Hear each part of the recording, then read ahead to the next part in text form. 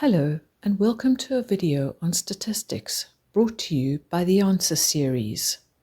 In this video, we will look at histograms, frequency polygons, and ogives.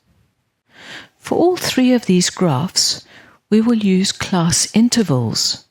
For the histogram and the frequency polygon, we use the frequency. For the ogive, we use the cumulative frequency. With a histogram, you plot everything as a bar, and the bars go right up next to each other. For the frequency polygon, you use the midpoint. So the midpoint of this interval is 25, so I plot 25, 2. The midpoint is 35, so I plot 35, 4. And then what I have to do is I have to complete it to the lowest value. So I must connect it down to the x-axis 20 and the upper value at 80. So you must complete that frequency polygon. In both of these two, your modal class is the one that has the highest frequency. With the ogive, what we use is the cumulative frequency. So you add as you go up. So when you've got 2, it's just 2. But then when you add another class interval, you've now got 2 plus 4, which is 6. Then you've got plus 8, then plus 15, all the way to the end. And that last number must always be the sum of all the frequencies. When you plot your ogive, you plot the highest value.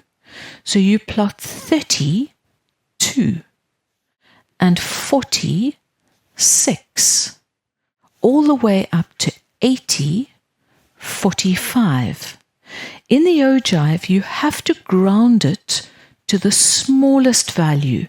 So you have to ground down to the point, in this case, of 20. If we look at skewness in all of these, with the histogram and the frequency polygon, it's completely symmetrical if there's the same on either side of your modal class. If it's more spread out to the right of the modal class, it's skewed to the right. If it's more spread out to the left of the modal class, it's skewed to the left. In the ogive, if you go up quickly in the beginning and then slow down, it's skewed to the right. If you go up slowly in the beginning and then speed up, it's skewed to the left. Example number 1 goes over 2 slides. So what I want you to do is I want you to pause the video. I want you to go back 1 slide. I want you to try this example and then we'll do it together. So there's the first slide. And there's the second slide. So pause the video and see what you can do.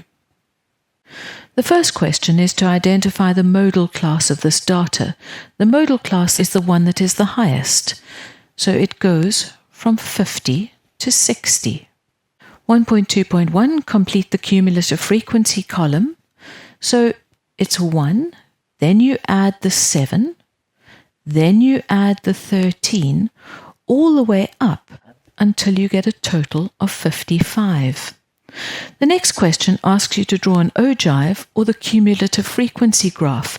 Remember, we plot the maximum value, so it's 31, 48, all the way up to 155.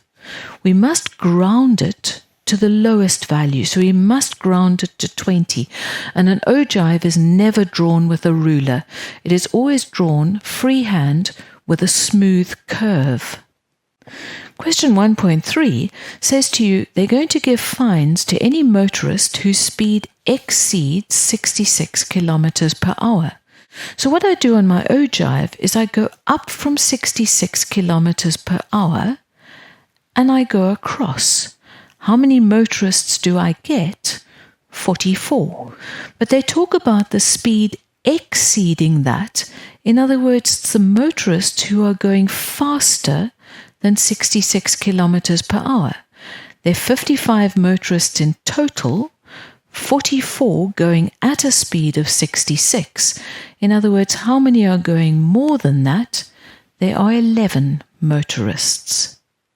Example number 2. I want you to pause the video. I want you to try this yourself, and then we'll do it together.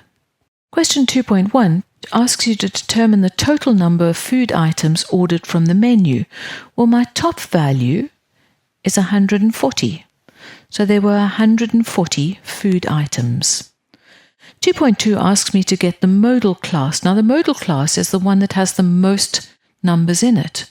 So that's going to be on my ogive, where it's got the highest difference between the two values. And the biggest gap is there. So my modal class is 20 to 30. 2.3, how long did it take to order the first 30 food items? So I go across from 30 items, go down to the time, and it took 20 minutes. 2.4, how many food items were ordered in the last 15 minutes? Well, I go up from 45 minutes, which is the last 15 minutes, and I go across. I get approximately 126.